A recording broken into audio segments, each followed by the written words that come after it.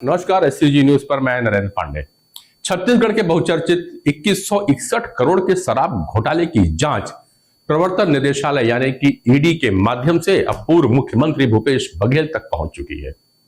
ED ने 53 दिन पहले ही पूर्व आबकारी मंत्री कवासी लखमा को गिरफ्तार करने के बाद सोमवार को भूपेश बघेल के निवास समेत 14 ठिकानों पर छापेमारी कर जांच का दायरा और व्यापक कर दिया। इस छापेमारी ने राजनीतिक गलियारों में भूचाल भी ला दिया। सोमवार सुबह 7 बजे ईडी की टीम भारी सुरक्षा के साथ पूर्व मुख्यमंत्री भूपेश बघेल के भिलाई स्थित निवास पहुंची। करीब 20 ईडी अधिकारियों की टीम ने सीआरपीएफ के जवानों के साथ मिलकर छापेमारी शुरू की। यह छापेमारी लगभग 11 घंटे तक चली, जिसमें घर के भीतर प्रत्येक कमरे की तलाशी ली गई। इस दौरान बघेल परिवार के सदस्य, उनकी पत्नी, बहू, बेटे, बेटियां और नाती पोतों के कमरे को भी खंगाला गया। दोपहर करीब 2:47 पर ईडी ने एसबीआई से नोट गिनने की मशीन मंगवाई और 33 लाख रुपए नगद, 150 एकड़ जमीन के दस्तावेज और जेवर जब्त कर लिए। ईडी के छापे के बाद पूर्व मुख्यमंत्री भूपेश बघेल ने इसे केंद्र सरकार की राजनीतिक प्रतिशोध से प्रेरित कार्रवाई बतलाया। उन्होंने कहा कि जिस प्रकार से पहले पूर्व आबकारी मंत्री कवासी लखमा के निवास पर किया गया, ठीक उसी प्रकार अब उनके निवास पर छापा मारा गया है। बघेल ने कहा कि ईडी उनके परिवार के स्त्री धन और खेती से जुड़े दस्तावेज जब्त कर रही है, जबकि इसका किसी भी प्रकार से शराब घोटाले से कोई संबंध नहीं है। उन्होंने इस कार्रवाई को विपक्ष को डराने का प्रयास करार दिया। उधर ईडी ने आरोप लगाया है कि छत्तीसगढ़ सरकार के कार्यकाल के दौरान आबकारी नीति में बड़े पैमाने पर भ्रष्टाचार हुआ है।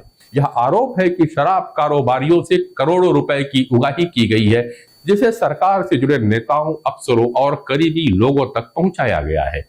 इस पूरे मामले में कारोबारी सूर्यकांत तिवारी, पूर्व आबकारी मंत्री कवासी लखमा और भूपेश बघेल के बेटे चैतन्य बघेल का नाम प्रमुखता से सामने लाया जा रहा है। ईडी ने इस मामले में बड़ा खुलासा करते हुए बताया कि पूर्व मुख्यमंत्री भूपेश बघेल के बेटे चैतन्य बघेल ने शराब घोटाले से अर्जित धन से 4 करोड़ रुपए का मकान खरीदा है। उसके अलावा बंसल और त्रिलोक ढिल्लन जैसे कारोबारियों से किए गए लेन देन के सबूत भी सामने आए हैं। ईडी ने दावा किया है कि चैतन्य बघेल के मोबाइल से कई अहम मैसेजेस और दस्तावेज बरामद हुए हैं, जिनसे घोटालों के तार पूर्व मुख्यमंत्री तक जुड़ने का अंदेशा है।